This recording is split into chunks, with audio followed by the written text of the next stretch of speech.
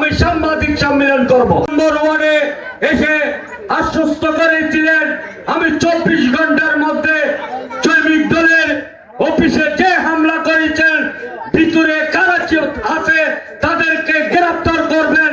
কিন্তু আজকে 10-12 দিন হয়ে যাচ্ছে, আপনি কি জন্য আওয়ামী লীগের গুন্ডা বাহিনীদের গ্রেফতার করতেছেন না? সেজন্য আমি কর্ণফুলী ইনচার্জের দৃষ্টি আকর্ষণ করছি, আগামী যদি 2-1 দিনের মধ্যে শ্রমিক দলের অফিসে হামলার সাহসরা তাদের এবং যাই হামলা করছে তাকে গ্রেফতার করে না হয়, তাহলে আমি কর্ণফুলী উপজেলা শ্রমিক দলের পক্ষ থেকে সাংবাদিক সম্মেলন করে কর্ণফুলী ইনচার্জ আওয়ামী লীগের পক্ষে কাজ করতেছেন বলে আমি সাংবাদিক সম্মেলন করব।